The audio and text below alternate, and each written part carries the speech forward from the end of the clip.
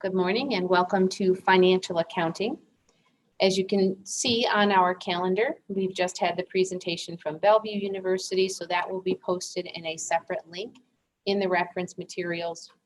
Some of you may have already noticed there was one there from the fall that I left there until I have this one. I do believe there was some updated information in today's presentation, so I'll be substituting the new spring 2022 video in for the fall 2021 video. And that will be in the online class as well if you happen to be watching this recording from the online class. As we get into our work for today, we will be starting with exercise 4. That is an exercise I asked you to complete on your own, to try that on your own after class on Wednesday. So I already have entered the information for that exercise, and we will go over it quickly and answer any questions you might have about that. We will then move ahead to exercise 7 and finish the final 4 exercises, not the basketball final 4, the 4 last exercises for chapter 6. And so the chapter 6 exercises should be submitted for grading by the end of the day today. Just a reminder, I already mentioned last week, maybe the last couple weeks, that 6-week grades, so the 6th week of class officially ended last Wednesday, and 6-week grades are due this Wednesday.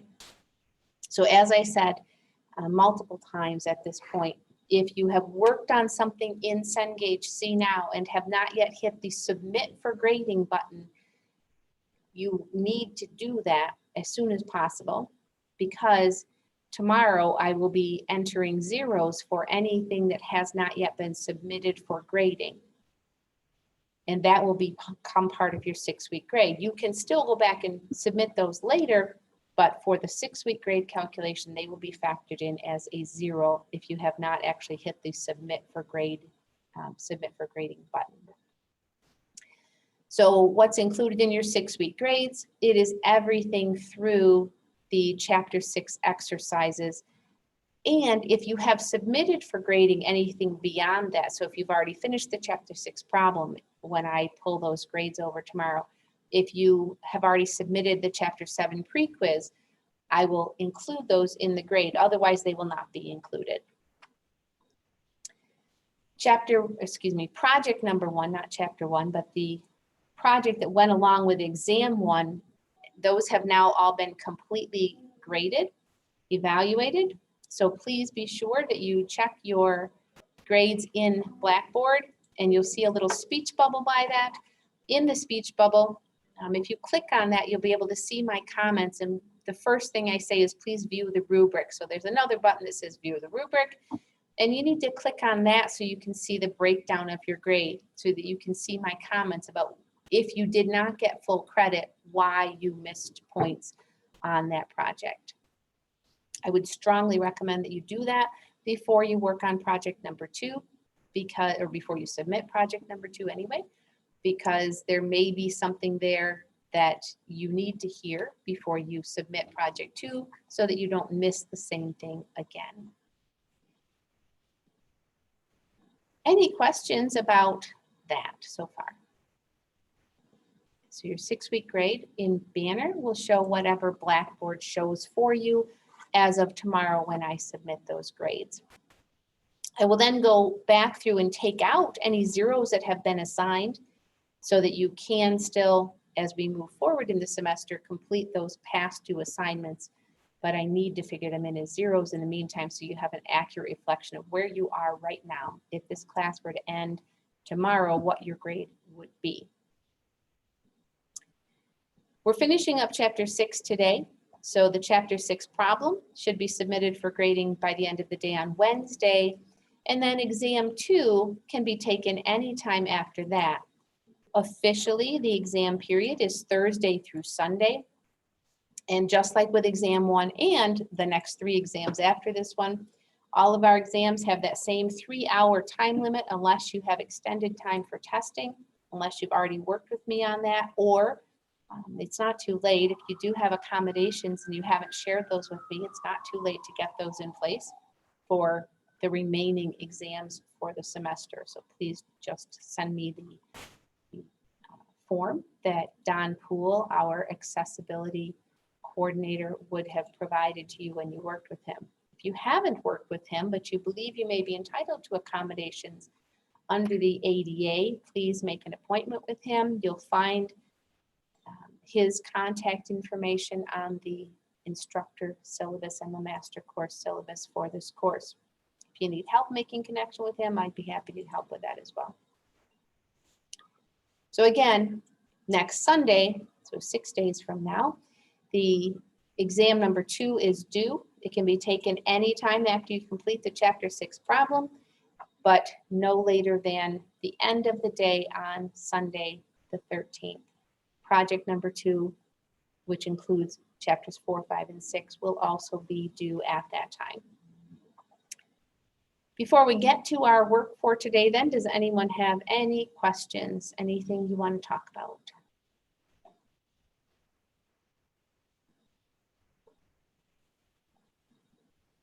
All right.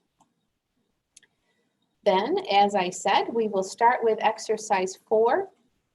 So last class, last Wednesday, when we started the exercises for chapter 6, we talked about LIFO, FIFO, and the weighted average cost method.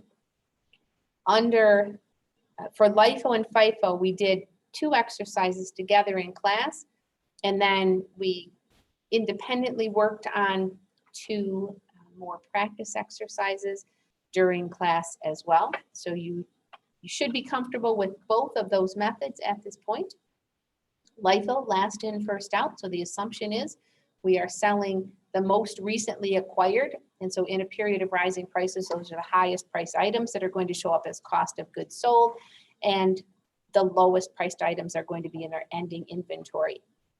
As we pointed out, regardless of which method or system, perpetual versus periodic, regardless of which method or system we use, that does not affect how many units we have. So the units are going to be the same. The difference between the 2 systems, the 3 methods, is which units, the price of those units, which units we say we sell and which units we say we keep.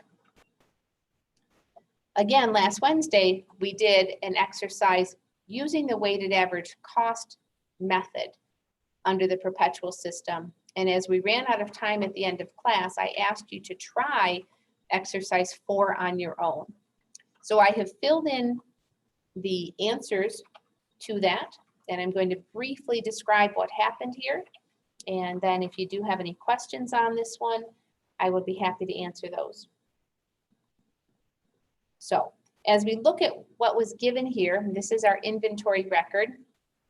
I had described this inventory record to you, and I'm going to do that once more because as I looked at the Chapter 6 problem, this is what I saw.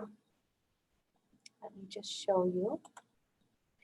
So if I were to draw a line here and a line here, okay. So in the Chapter 6 problem, what they give you is basically what's in these final 3 columns, the inventory balances and then the dates. And in order to answer the questions that you need to answer at the end of that Chapter 6 problem, you need to think about what would go in the purchases columns, what would go in the cost of goods sold column. And so I would encourage you, as you're working on that Chapter 6 problem, really to create your own inventory record just like you see here. Take what's given and plug them into these final 3 columns, which is the inventory balance at any given time. And then as you work through what's there, think about what must have happened. So if we had, for example, if we had 850 units, and then the next day we have only 650 units, what happened to those other 200? We must have sold them. And so you would enter that in the cost of goods sold information. If on the other hand, we had only 250 units, and then the next day we have 450 units, what must have happened? We bought 200 units. And so you would enter those in the purchases columns. Yes, sir. Just a quick question for the 3rd line down. The second one is 44, but on the other side, the unit cost is 43. Yep, so we're gonna go through that in just a moment, so you'll hear where that came from. Yep. So once I go through that, let me know if you still have questions on it, all right? Okay. So let's walk through this exercise. We are given up at the top, this given information, some transactions that occurred during this year. On January 1st, we started with 4,000 units with an average price of $40 per unit, or a total of $160,000. As we move forward, the first thing that happened is on April 19th, we had a sale. We sold 2,500 units. Now remember, the revenues from those units are not reflected in this inventory account. We carry things at cost, at what we paid for them, using one of those assumptions, FIFO, LIFO, average cost, or that fourth assumption, specific identification, which means we know exactly which units we sold.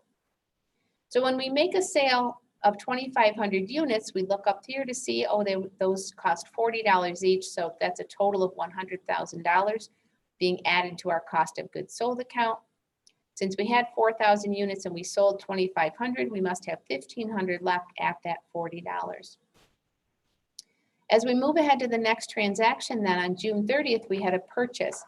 And we know that whenever the inventory goes up, whenever we have a purchase, we're going to have to recalculate that average inventory cost. So we purchased 4,500 units at $44 each for a total of $198,000. We had 1,500, we bought 4,500 more. That's why our ending inventory now has 6,000 units. We had $60,000 worth of inventory. We added 198 to it. That's where the 258,000 total comes from. And then the last step is, because we bought more inventory, we need to recalculate this inventory cost. And the way we do that is by taking the total cost, $258,000, and dividing by the total number of units. So 258,000 divided by 6,000 units is $43 per unit. Does that make sense? And that calculation, by the way, is in Blackboard. If we go to the reference materials folder for chapter 6, here it is. There is a description of how to calculate that. And this is what I just did right here. Total cost of inventory available, that's the 258,000, divided by total units available, that's the 60,000, gives us our new weighted average cost per unit, that's the $43. I also added this page since we're here. After last class, I added this page into the reference materials for chapter 6. As we learned in chapter 5, this is the format for the multi-step income statement, but now we know more about how to calculate that cost of goods sold. This is the new piece, new information added in chapter 6. Beginning inventory plus our purchases gives us our cost of goods available for sale. If we subtract our ending inventory, we get our cost of goods sold. So this page is also in the chapter 6 reference materials folder in Blackboard if you need to look at that again. So are we okay with where that $43 came from? Okay. Moving ahead then, on September 2nd, we had another sale, and the sale was for 5,000 units. Under weighted average, one of the advantages, one of the reasons it is simpler for us than LIFO or FIFO is that we only ever have one price for this type of inventory. And we update that price by averaging together our total goods available for sale divided by our total units available for sale. We're never going to have those layers where we have to keep them in chronological order as we do for LIFO and FIFO. And so when we sell these 5,000 units on September 2nd, they're all at one price, $43, total of 215,000. We had 6,000 available. We sold 5,000. That means we have 1,000 left. And then finally, November 15th, we make one more purchase at the end of the period. So we had 1,000 units, we added 2,000 more, total of 3,000 units. We had $43,000 worth of inventory, we added 92,000 more, total of 135,000. And then we need to recalculate the average cost.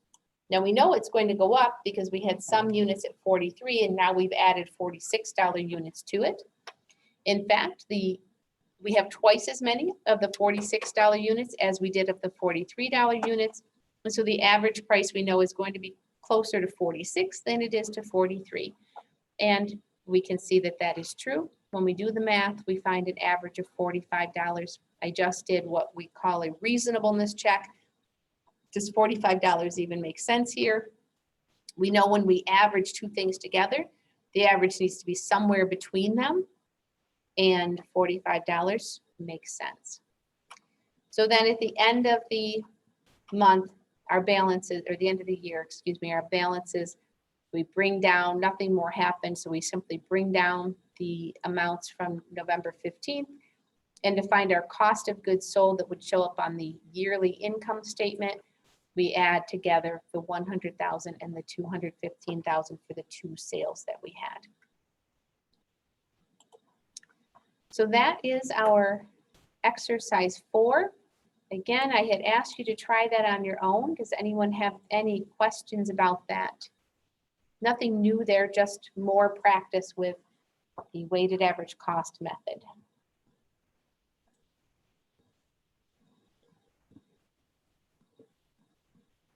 All right, I will assume that there are no questions then. And let's move on to our next exercise. So we had already done 5 and 6 together in class. And so we're moving on to exercise 7. So the first 6 exercises, more than half of the work for this chapter, involve the perpetual inventory system. And I explained to you when we started this chapter why we spend more time on the perpetual inventory system. And that's because in 2022, many more companies use the perpetual inventory system than did 20 years ago or 30 years ago, because the computer information systems we need to make that run efficiently and effectively are now much more cost effective as well. And so they give us better information. Now that it's cost effective, many more companies are using a perpetual system. And so it makes sense that we'd spend more time on it.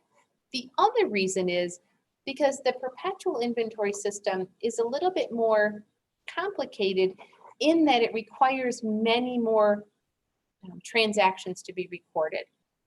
As you'll see in our next exercise, the periodic system does not require that we set up that whole inventory record, because if you remember our definition of a periodic inventory system that we learned in chapter 5, a periodic inventory system only updates the inventory periodically.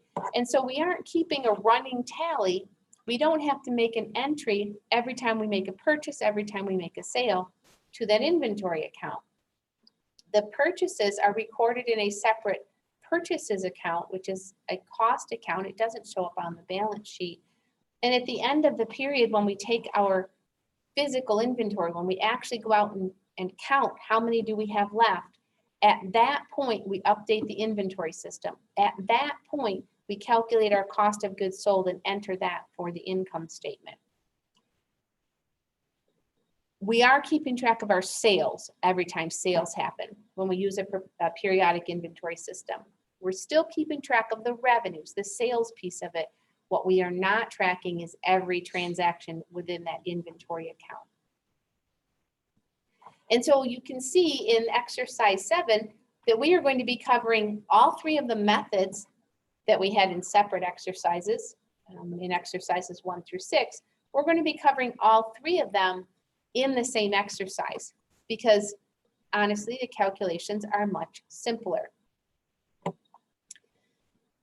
So let's get started with this. Here's what we are told. The units of an item available for sale during the year were as follows. So we know we started the year with 2,500 units. We bought 3,000 and 1,200 more. And then at the end of the year, we counted and determined we had 1,500 units in the ending inventory.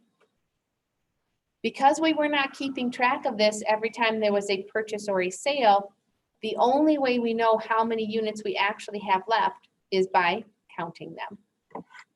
We've already pointed out that a physical inventory is required regardless of whether you use a perpetual or periodic system. For a periodic system, that's how we find out how much we had. For a perpetual system, it gives us a check, a way of looking at what do our accounting records say we have, what did we actually count? Okay, the difference between those is what we would refer to generally as inventory shrinkage. Let me grab my calculator. And so I'm curious about how many we sold. I don't actually need to know that for this exercise, but let's figure out how many we sold. I think we could do the exercise without that. So just a quick summary here. We started with 2,500 units. We bought 3,300 more, plus 3,000 more, plus 1,200 more. This is all in units. And so we had available for sale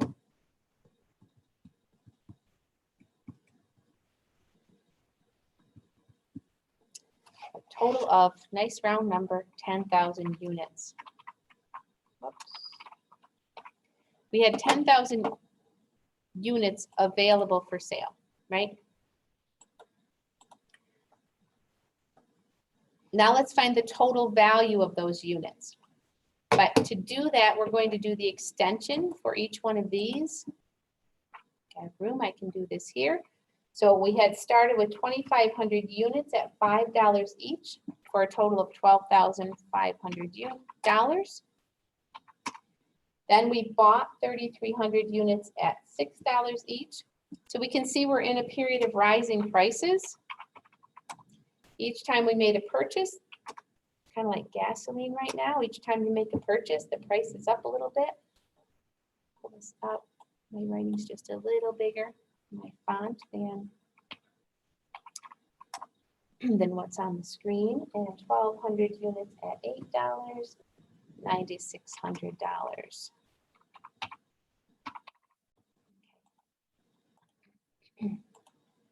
So if I were to add those a bit together, we know we had 10,000 units and the total dollars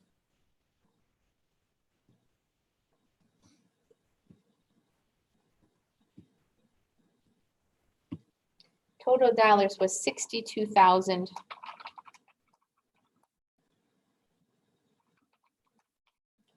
So that abbreviation probably looks a little familiar because I've been using COGS as cost of goods sold. This is cost of goods available for sale. The cost of goods available for sale was $62,900. Okay, so now we have a summary. And let me enter one more piece of information here.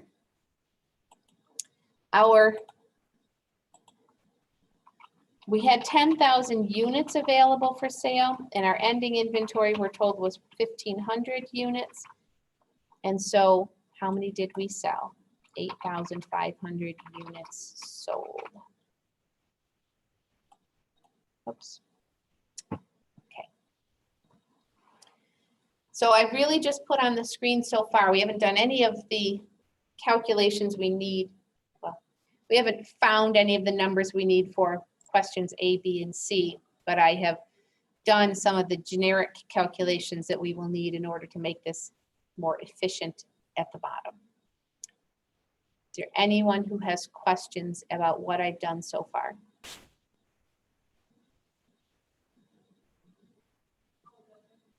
Okay. Give me 1 second.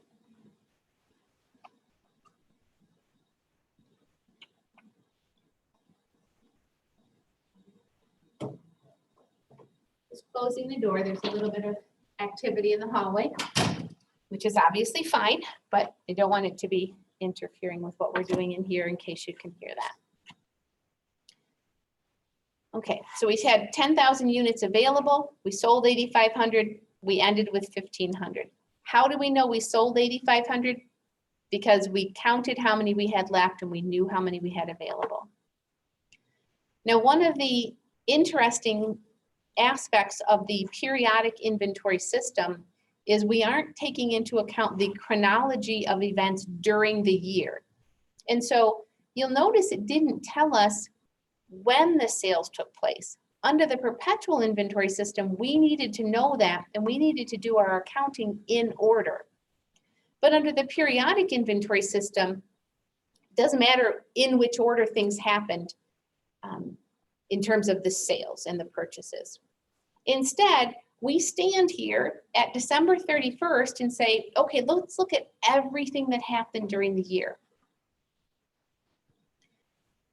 So letter A asks us to determine the inventory cost. So what that means is the ending inventory. Determine the value of the ending inventory.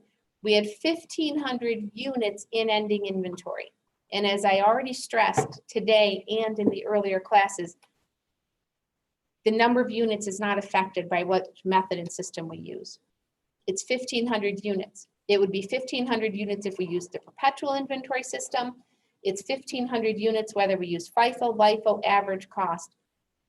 The only difference between the systems and methods is not units, but the value of those units, the cost of those units. So our first question is about the first in, first out method. Under the first in, first out method, we sell the oldest and we keep the newest units. And so our job is to figure out which of the 1,500 units we have in ending inventory, what are the newest 1,500 units we have? And so we have a purchase on November 23rd. That was for 1,200 units at $8 each.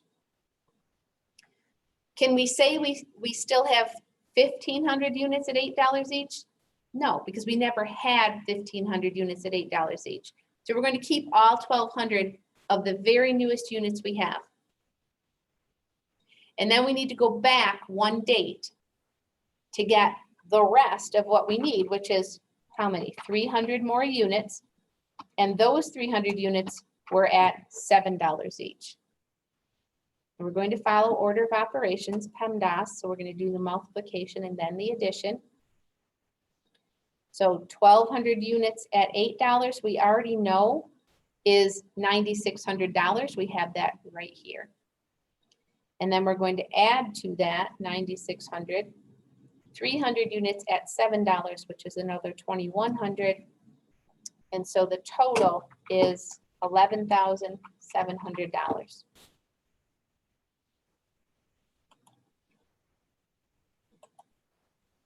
That's our answer for A. I'll put it in the box for A in just a minute, but I don't want to turn off my annotate function at the moment. Is there any question about where that came from? $11,700 is the ending inventory cost. I wish it was a little more specific. They are referring to these 1,500 units in ending inventory. I wish it said determine the ending inventory cost.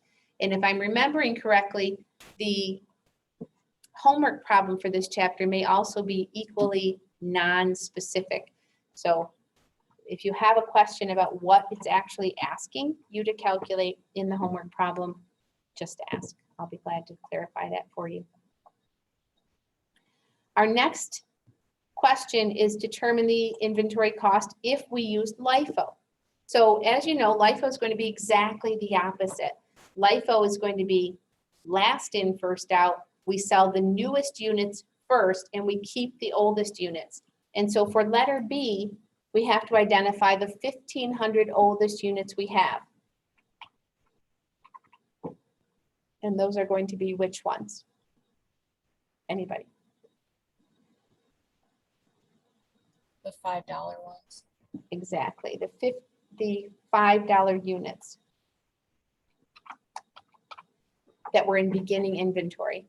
But wait, our beginning inventory was 2,500 units. Why don't we keep 2,500 units? Because we only had 1,500 left. And so make sure you are doing, you're only accounting for the number of units that we need in ending inventory. And if you're wondering why I'm stressing those, the reason I generally will stress the material that I stress, it's because I've been teaching this for a long time. And I know what people in general are likely to do. What's that commercial? I know a thing or two because I've seen a thing or two. It's kind of like that. So I'm trying to help you avoid some of the most common pitfalls. Now let's look at weighted average. Sorry, before I do that, any questions about how we calculated that ending inventory for LIFO?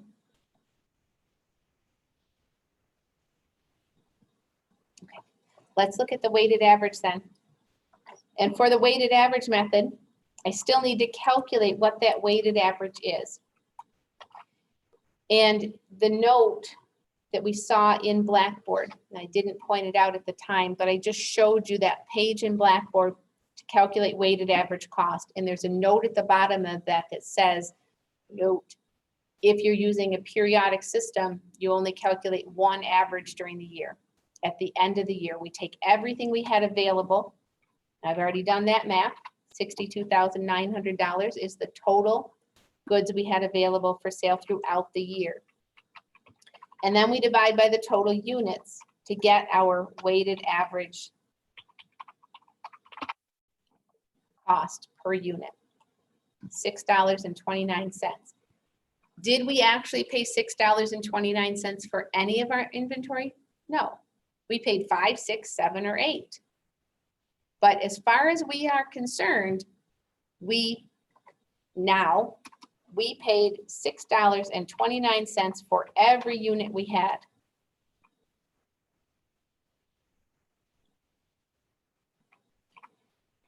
So our ending inventory of 1,500 units at $6.29 would be $9,435.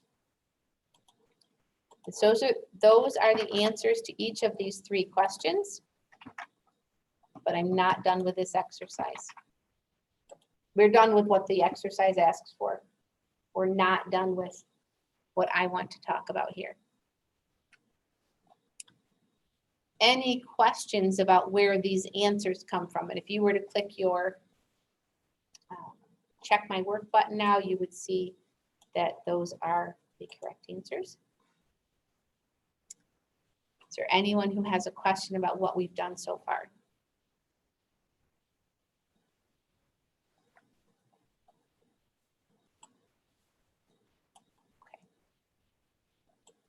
So what I want to show you next, before we leave this exercise and move on,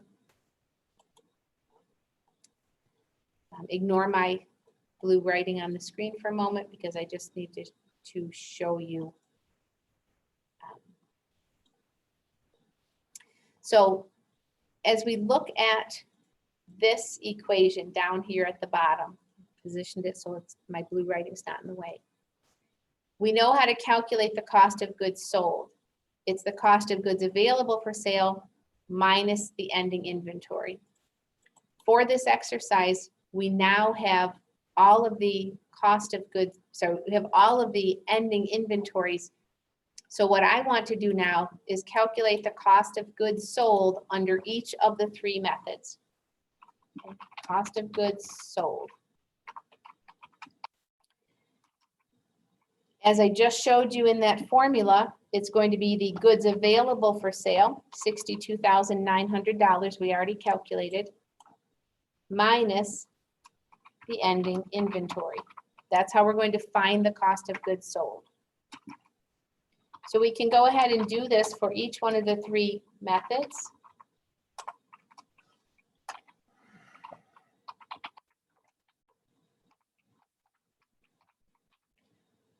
By subtracting your answer to letter A, B, and C in that order from the 62,900. So go ahead and do that. Finding the cost of goods sold for each one of the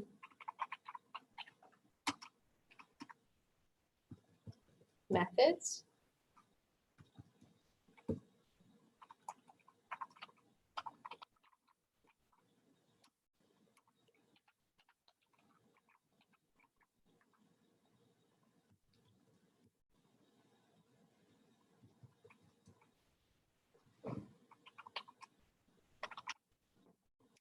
Okay.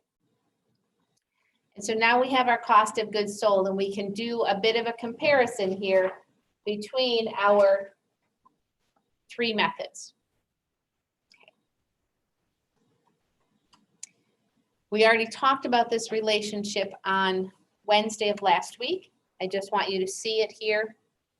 And I'm going to contrast what we see in the periodic inventory here with what we would see if we had this same information and use the perpetual system. We can't use the perpetual system on what we have here because we don't know when the sales took place. And that's a critical piece for the perpetual system. But what do we see here? Remember, we're in a period of rising prices. So what I'm about to say is exactly the opposite of what we would see in a period where prices were falling, if we were seeing deflation.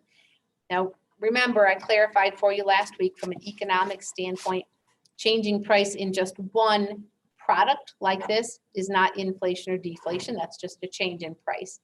Those terms specifically refer to a general increase or decrease in the price level. So I'm assuming that while these prices are going up, prices on other goods and services are going up at the same time. That's not necessarily a correct assumption. But so let's look at this. What do we see? In a period of rising prices where the price is increasing on this particular product, what do we see? For our ending inventory, so remember, this is what's going to show up on our balance sheet as that current asset merchandise inventory. So what do we see? FIFO has the highest number. LIFO has the lowest number. Average cost is somewhere in the middle. On our balance sheet, what looks better for our company? Having more assets rather than fewer assets. And so on our balance sheet, FIFO makes us look best. LIFO makes us look worst. Average cost, somewhere in the middle. Now let's look at cost of goods sold. We know this is an expense account on the income statement. What do we see here? LIFO has the highest expense, cost of goods sold. FIFO, lowest. Average cost, somewhere in the middle. What's better on our income statement? More expense or less? Of course, it's less expense. All else equal, the less expense we have, the less expense we have, the higher our gross margin, the higher our operating income, our net income.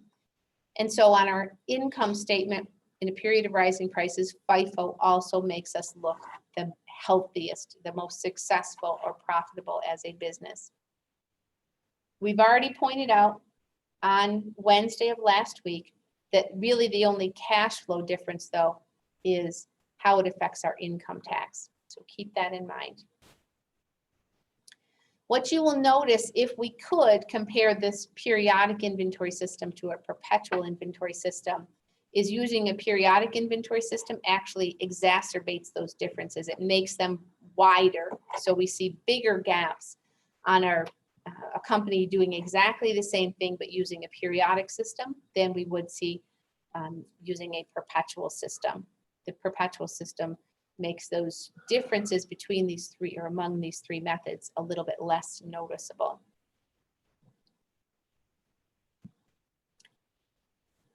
Any questions on this exercise or anything we've covered so far?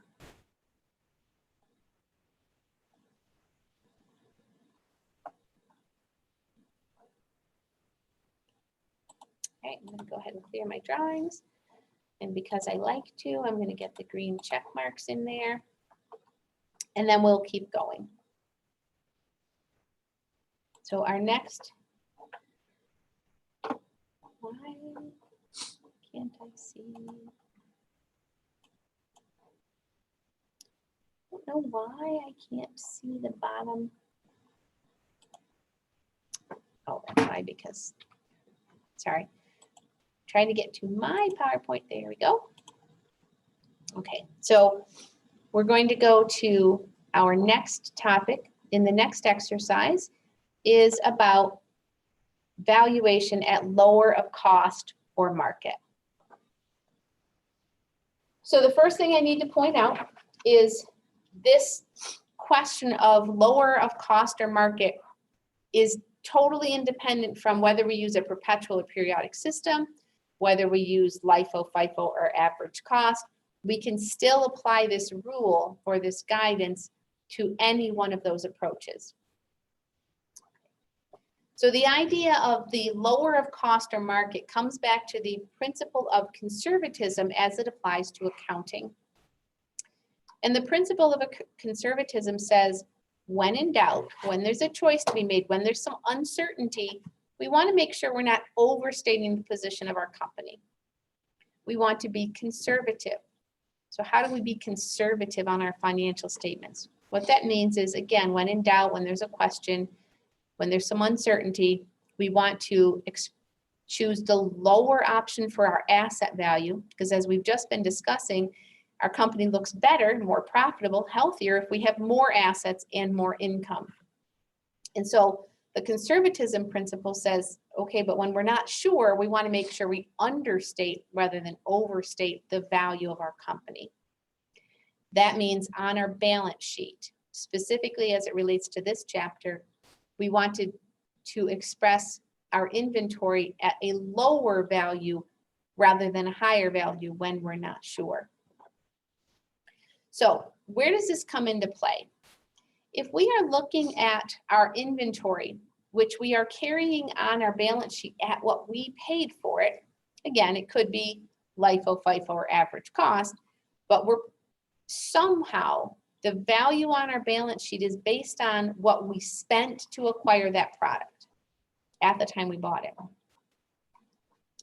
And if we look at that value and say, yeah, but it's not worth that much anymore. So where is this going to come into play?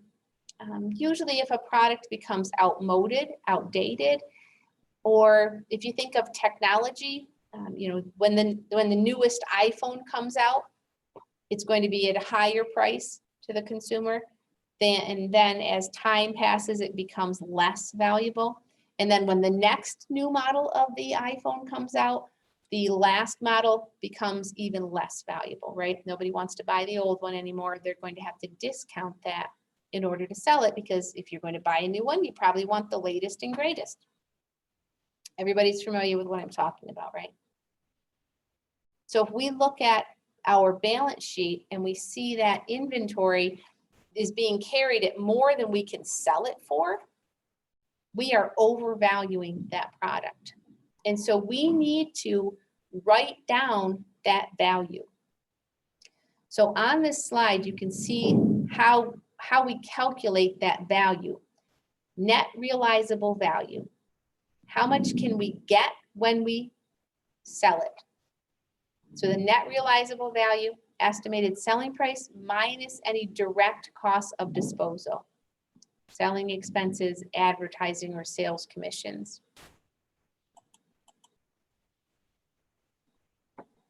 As we're looking at that, then we can look at it item by item, and for each item decide, is it worth what we paid for it, or is it worth something less than that? We're going to take the lower of those two. And we're never going to write up the value. We're not going to look at an item and say, we paid $5 for it, but we can get $7 if we sell it. We don't get to write it up to $7. So it's the lower of cost or market, net realizable value. So we can look at it each item by item, which is of course more labor intensive. We can look at categories of items. So maybe if we're a grocery store, we look at the frozen foods and the bakery items and the canned foods and the deli as separate units. Or we can take one measure. Here's the total cost of our inventory. Here's how much it's worth on the market, net realizable value, which one's lower. We're going to be looking at each one of those options in our exercise. Okay.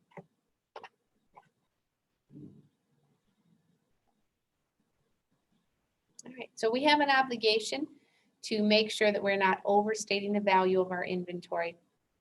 This comparison of lower of cost or market needs to happen on an annual basis. We do this in a number of areas, not just with our inventory, but in a number of areas. We're doing a gut check, if you will, to see, this is what we're showing on our books. Does that still make sense? Is that still accurate? And again, we're never going to write the value up because we follow the historical cost principle, but we must write it down if needed to make sure that we're not misleading people into a fair understanding of how our company is actually doing. So let's go to our exercise.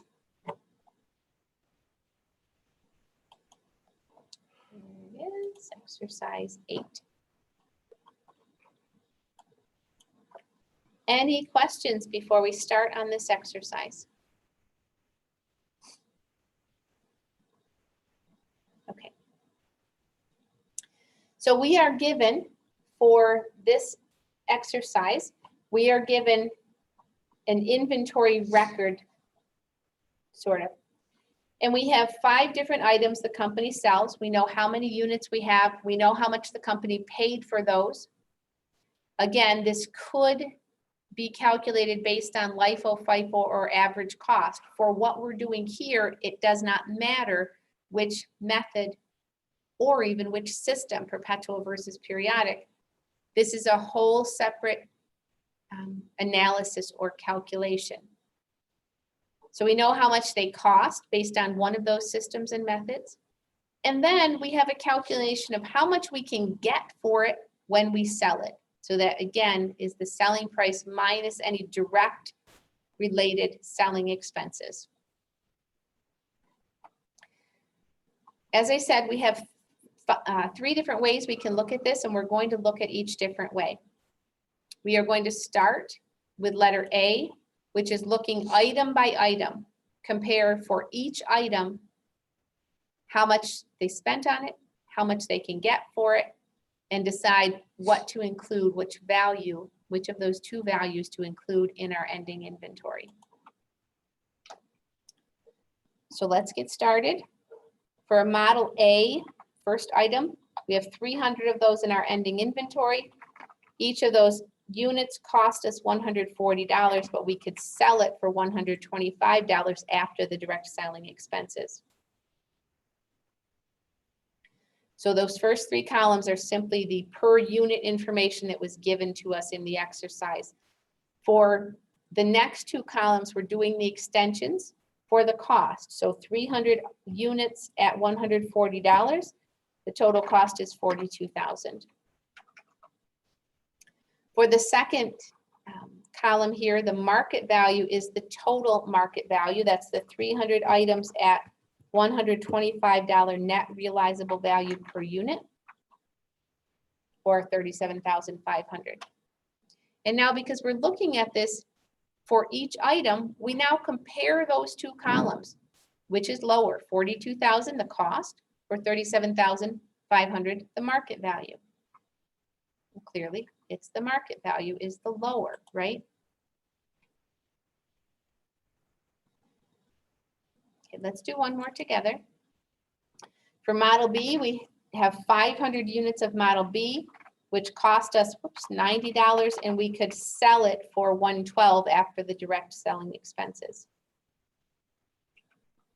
So 500 units at $90 is a total of $45,000 worth of cost.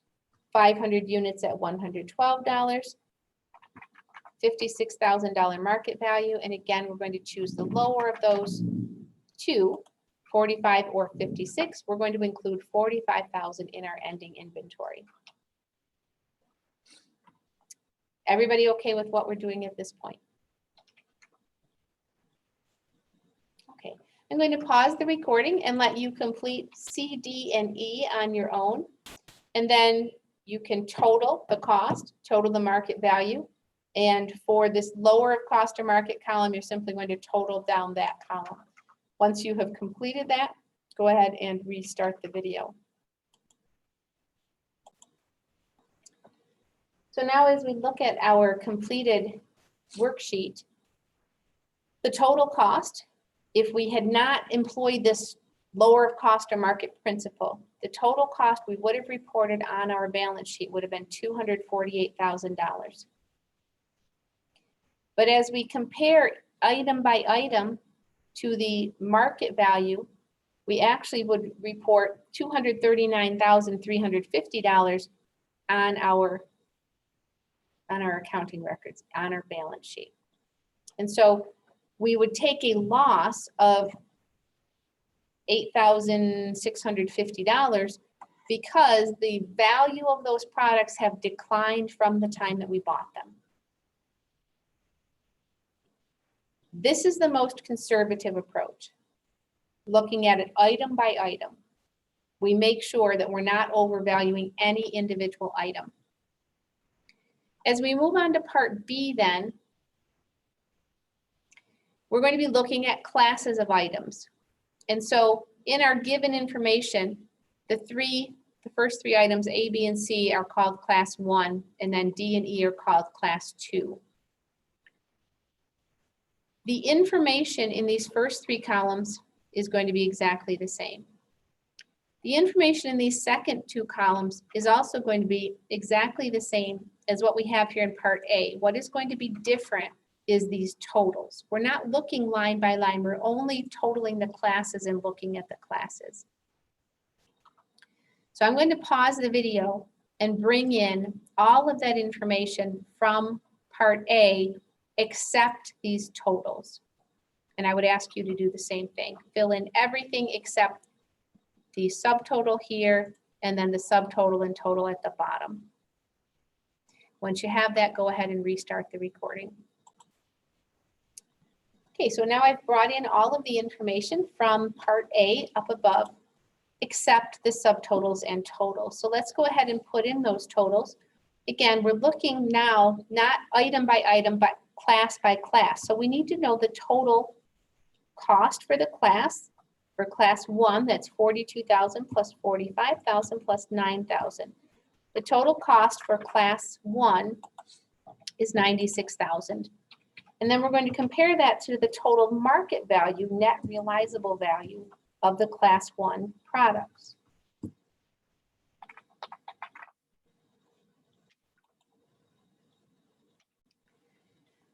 Once we have the totals for the class, we do the comparison.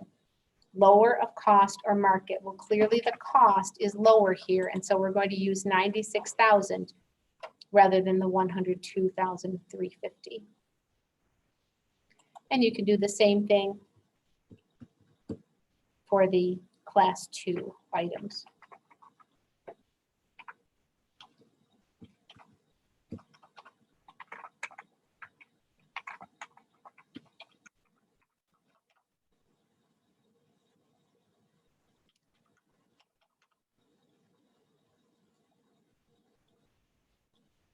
The totals at the bottom are going to be the same as the totals up here, if that saves you any time.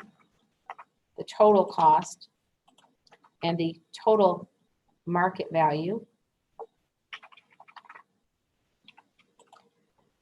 But then our lower of cost or market, what we're actually going to show on our balance sheet as the value of our inventory, is going to be the $96,000 plus $146. Sorry, $96,000 plus $150 gives us $246. I apologize. So what do we see here? Grouping the classes together smooths out some of the differences, because on each item by item, is not the same. So in class 1, we look up here.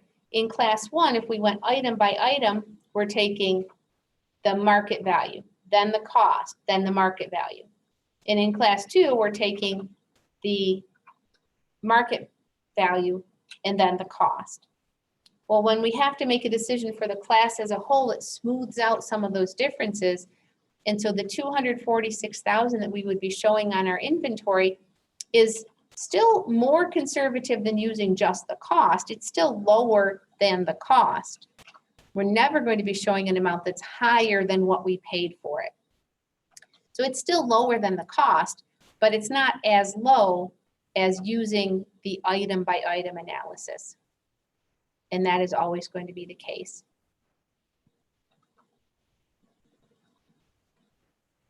Any questions so far? Okay. For part C then, and I'm not actually going to fill this in right now, but for part C, rather than looking item by item or even by class, we're going to look only at the totals. So for part C, all of the information we already have in part A is simply going to be copied down with the exception of this lower cost of market column. And so what we end up with is 248,000 and 252,350, and we say which one is lower? And that, of course, is the 248,000. So in order to get full credit for this exercise, you will need to go back, pull all of those same data from part A into what's here. But the most important part, the decision part, is which of these two totals do we use? And the answer clearly then is the cost. So as I was saying, unit by unit is the most conservative. Doing the analysis on the inventory as a whole is the least conservative, the most likely to result in simply using the cost. Any one of them is acceptable though. Any one of these approaches is acceptable. There's no preferred method, as long as you are not overstating the value of your inventory as a whole. And so using method C is the least conservative of the three, but still acceptable under GAAP. I'm going to go ahead and click check my work, but if you look at the score for that exercise at that point, it would not give you full credit. Even though you don't see the red X's, you can't leave these boxes blank. So please go back and do that on your own if you haven't already. But in the interest of time, I'd like to keep moving unless there are any questions about what we've done here. Okay.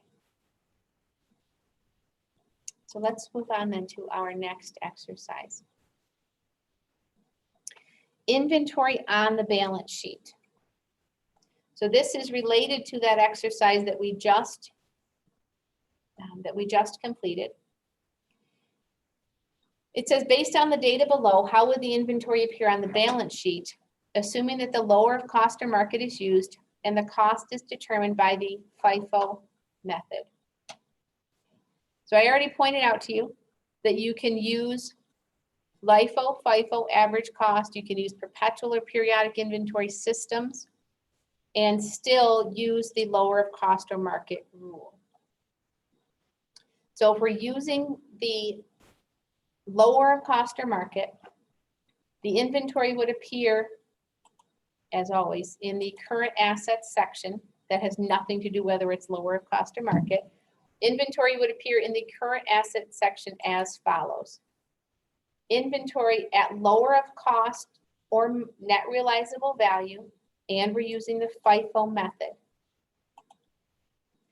And then we report the lower of cost or market, 239,350.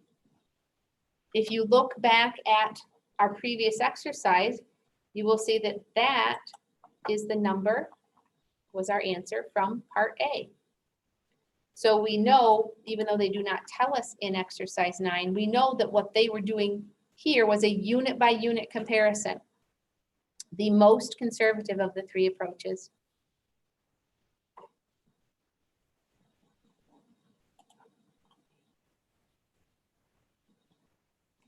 If you're thinking, well, gee, I'm looking at my company that I chose for the annual report project, and it just says inventory. It doesn't give us all of this other information. So how do I know that? Keep in mind that the financial statements that you are looking at in the annual report for your company, and by the way, you should be using the actual annual report, the most recent one for your company. I know that the financial statements are out there in any number of places available for free. And in general, the numbers are going to be the same as what you see on your annual report. But you will be missing some critical information for doing the project for this semester. I noticed it on one project as I was evaluating them last week, for example. One of the questions was how many years of data are on the income statement, how many years of data on the balance sheet. Well, when I go to a website like Yahoo Finance, which I use frequently, it gives me 5 years of data for each of those financial statements. That doesn't mean that's how many are included in the company's actual annual report. So please make sure that you're using their actual annual report. It will also be easier for you to access the notes to the financial statements, which is what I wanted to mention here. I'm just going to pull up, for lack of anything better, Microsoft's annual report. Just happened to be the company I chose. It's not giving any kind of extra information to anyone who happens to be using Microsoft for your project. So if we were to just scroll through this, I'm not going to go page by page because it's probably 100+ pages in total. But what you see at the beginning is called the letter to the shareholder. And it gives, this is the one place, the only place in this annual report that the company is permitted to be forward-looking or prospective. As we saw in chapter 1, our financial accounting is by definition retrospective. It's reporting on what happened in the past. This letter to the shareholders is the exception. This is where the company, usually it's the CEO or the president of the company, talking about, here's what happened. Here's our explanation for anything that didn't go well. So they're trying to make you feel better about that. And here's what we think is going to happen in the future, that prospective. So for Microsoft, you can see what the opportunity is. What do they think is going to happen in the future and how does that impact their company? You will then, if you continue to scroll, you will see some summary information, but this is not what we are really interested in. You don't need to read probably all of that. But if I were to keep scrolling, keep on swimming past all of that, eventually we will get to what we are used to seeing as our financial statements. So you will see an income statement. So you can see Microsoft has 3 here. You'll notice right here, Microsoft says that these are in millions. So that is probably the most common mistake I see on the annual report projects. And I had mentioned this before you submitted for project 1, is you can't just cite the numbers that are here. For example, Microsoft's revenue from selling products was not just $66,000. It was actually $66 billion. If you don't tell me that the label is millions, you are off by a very large margin. I know that it is very, these numbers are huge and sometimes it seems hard to wrap your mind around what that is, but it is very important that you have that label in there. So make sure you include that. And some of you definitely will see when you look at your project that you lost 1 point out of the 25. So it's not a big deal in terms of your grade, but many of you, several of you will see that you lost a point because you gave me just this number and did not tell me it was in millions.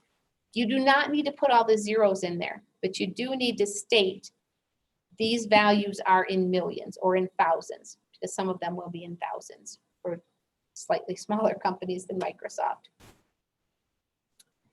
So here's their income statement. It looks similar to what we're used to seeing. You can see 3 years worth of data. Most of your companies, maybe all of them, will have a comprehensive income statement. That is not relevant for us. It brings the information from the regular income statement we're used to seeing and has some other comprehensive income or loss information. We are not covering this. These are GAAP required, but it's not something we are covering. Then we see the balance sheet and just 2 years worth of data on the balance sheet. If I were to call up Yahoo Finance and Microsoft's balance sheet, it would show 5 years worth. but that's not what the question on the project was asking. Cash flow statement, stockholders' equity statements, and here's what I really wanted to point out. Immediately following those actual statements, which are summary statements, you will find these notes. Specifically, note 1, it's almost always note 1, is the significant accounting policies. And so as I was talking about, my company just says inventory. Microsoft's company, I go back to the balance sheet here, also just says inventories. So how do we know how they valued it? How do we know whether they use LIFO, FIFO, or average cost? How do we know if they use the lower of cost or market? Well, it shows up in these notes to the financial statements. There's a note about what they estimate. There's a note about their revenue and how do they recognize revenue. This was one of the questions specifically on the project. And there were at least a few people between this and the online class who missed that because what you said did not answer the question that was asked. This is what was wanted for that step in the project. Receivables, we'll be talking about those in maybe 2 chapters from now, coming up. It's probably a note in here, yep, there it is, about inventories. And so here's their note about inventories, and they specifically state exactly what we've been talking about. They use the average cost method, but they also use the lower of cost or net realizable value approach, that rule that we just covered in that exercise. So in this exercise, where it says it would appear with all of this extra information, I'm just suggesting it doesn't appear on their balance sheet where they're summarizing things, but this information is definitely in the notes to the financial statements. That is a required disclosure. And so you will find it there somewhere. If you are asked a question on the project and you're having trouble finding it, again, go to the notes to the financial statements. If you can't find it, try using the search function on the page, because I am sure everybody's using an online, online access like this. So try using a search function. Try just typing it into your search engine, whether you use Google Chrome or whatever you use. That's not what I meant. Whether you're using Google or some other search engine, just type in what is Microsoft's inventory policy or something like that. Probably not surprising how often that will get you directly to the right answer, the answer that you're looking for. If you are still stuck, you are always welcome to ask me for help. And I'm going to ask you, did you try this? Did you try that? The things I just suggested you should try. But then I'm always happy to help you as long as you're making the effort to try to find it on your own. Okay. Last exercise, unless there are any questions about what we've just done here.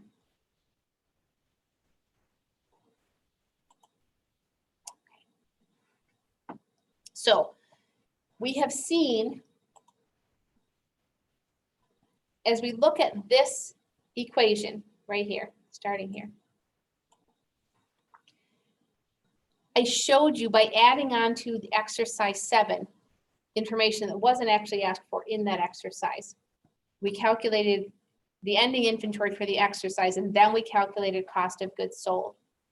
And we talked about the relationship between those two, that, for example, FIFO makes us look better in a period of rising prices on both the income statement and the balance sheet.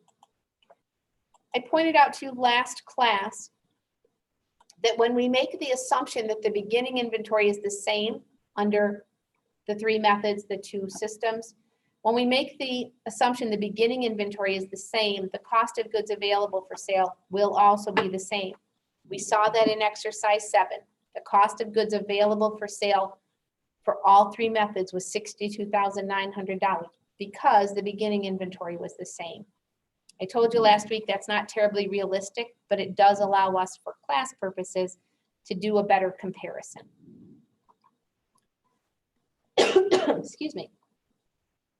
So if we have the same cost of goods available for sale and the ending inventory is different under each of the three methods, then the cost of goods sold is also going to be different under each of the three methods. Our final exercise for this question says, yeah, but what if we make a mistake in calculating that ending inventory? So how do we calculate that? We go out and we count what we have and we assign a value to it. What if we assign the wrong value? Either because we made a mistake in applying the rules for LIFO, FIFO, or average cost, or maybe we miscounted. Maybe we missed some, there were some that were in a pile under a tarp over in the corner and we forgot to add them to the ending inventory. Maybe we had some inventory that was out on consignment and so we didn't include it. Maybe we had some inventory that had already been loaded on a truck, but we hadn't shipped it yet, so we hadn't claimed the revenue and therefore the inventory should have still been included in our ending inventory. Any number of things can happen purely accidentally, okay, not intentionally with an intent to defraud, but because we simply made a mistake. I'm not saying that fraud doesn't happen, but as we look at this exercise, our last exercise for this chapter, we are going to assume that the mistake was made in error. I mean, it was just a pure mistake. No negative, no malicious intent at all. And so what we're going to do is go through each of these questions and say, okay, we made this one mistake. How does it impact our financial statements? Effects of errors in physical inventory. What happens when we count wrong or assign the wrong value? Madison River Supply Company sells kayaks, canoes, whitewater rafts, and other boating supplies. When they took their physical inventory at the end of 2018, as all companies must do, remember that physical inventory is a requirement regardless of whether you use perpetual or periodic system. Under a periodic system, it gives us the number. Under the perpetual system, it gives us a number to compare to what our records already show. At the end of 2018, Madison incorrectly counted its inventory as 545,000 instead of the correct amount of 555,400. So they understated their inventory. I'm just going to do the math here. So it should have been 555,400. They just made an innocent mistake.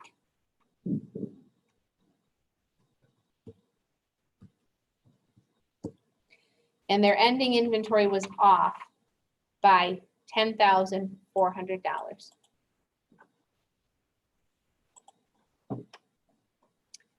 Was it understated or overstated? Well, we said it was 545 when it should have been 555, so it was understated by $10,400. Everyone agree with that? Well, if the inventory is part of current assets and we understated the inventory, then our current assets are also going to be understated by the same amount, and therefore our total assets will also be understated by the same amount, right? That effect keeps going and going. Keep in mind the equation, our fundamental accounting equation, assets equals liabilities plus stockholders' equity. Well, nothing changed here with our liabilities. So if we understate our assets, it must be that our equity is also understated. Otherwise, our equation would not be in balance.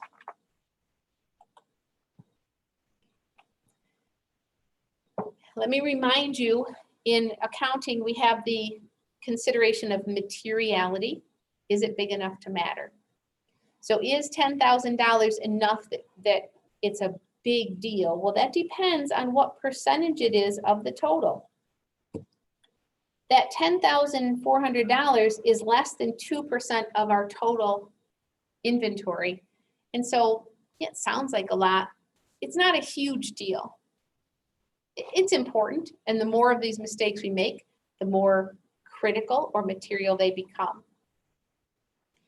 But because this is less than 5%, I'm just going to suggest that we're not going to make, make a federal case about it, as the expression goes, because it's a small amount. Unless we think it was an effort to defraud the investor, defraud the public. And I'm going to say if that was the case, they wouldn't be understating, they'd be overstating, right? You wouldn't ever want to intentionally make, well, I guess there are some reasons. You might intentionally want to make the company look worse if you were trying to drive the price of your stock down for some reason. So it could happen. It's not a material amount. Now let's go back over here to this equation. So if our ending inventory was too low, but we had this part, the cost of goods sold, correct, and then we subtract the number that's too low, the cost of goods sold, so if cost of goods available for sale is correct, but ending inventory is too low, what happens to cost of goods sold? Well, it's basic math. It's going to be too high. Remember, our assumption is if we had the inventory and we don't have it again still at the end of the year, we must have sold it. And so our cost of goods sold would be overstated by exactly that same amount. And if we overstate our expense, then our gross profit is understated and our net income is also understated.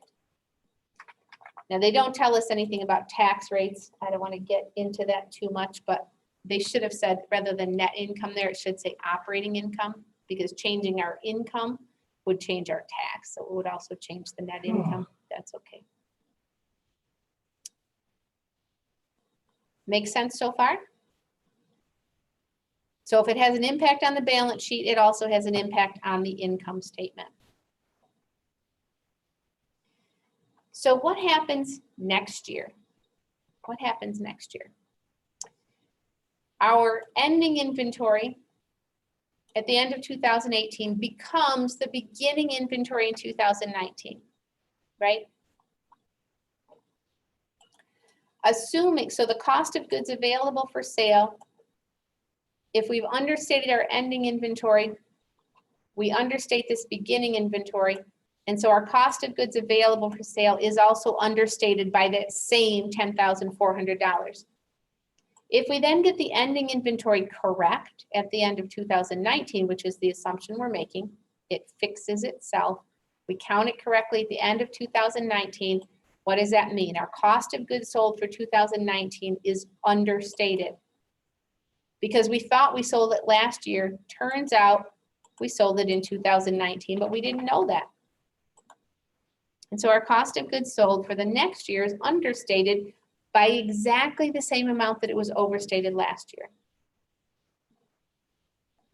And if our cost of goods sold is understated, then both our gross profit or gross margin and our net income both overstated. When we add those 2 years together, everything is correct. Okay, so the inventory was correct at the beginning of 2018. It's again correct at the end of 2019. If we add the income from the 2 years together, it's correct because we overstated it 1 year and understated it the other year by exactly the same amount. The 2 years together in total are correct. So let's answer our last question, and then I have one more statement to make about that. If uncorrected, what would be the effects of the error on the 2019 balance sheet? And based on what I just said, the balance sheet would be correct because the error from the end of 2018 is reversed in 2019.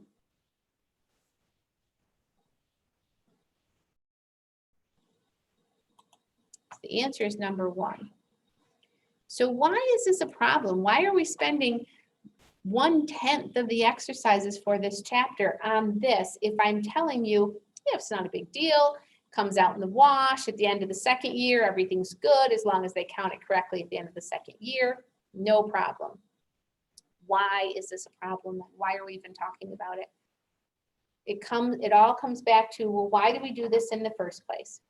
Why do we prepare financial statements and share them with the public? because decision makers need this information to make decisions. And the fact that we overstated our income one year and understated the next, even though in total it's correct, and going forward, so in 2020, everything will be fine, decision makers are using our 2018 and our 2019 financial statements to make decisions. And we've given them information that's incorrect, and it could lead them to an incorrect or inappropriate decision, a decision that they would not have made if they had the right information. So even though it corrects itself, or it comes out in the wash at the end of the second year, it's still a concern because its potential impact on decision makers. That is the end of this chapter, the end of our coverage of inventories. It's the end of the information for exam 2. I talked a little bit today about things to watch for in the chapter 6 problem that's due on Wednesday. Reminder, if you have anything you've worked on and see now that you haven't hit submit for grading, please make sure you do that so it gets counted in your 6-week grades. Any questions before we wrap up our day?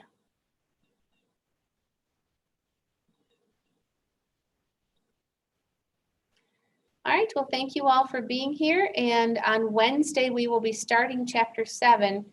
Remember, chapter 7 is not on the exam.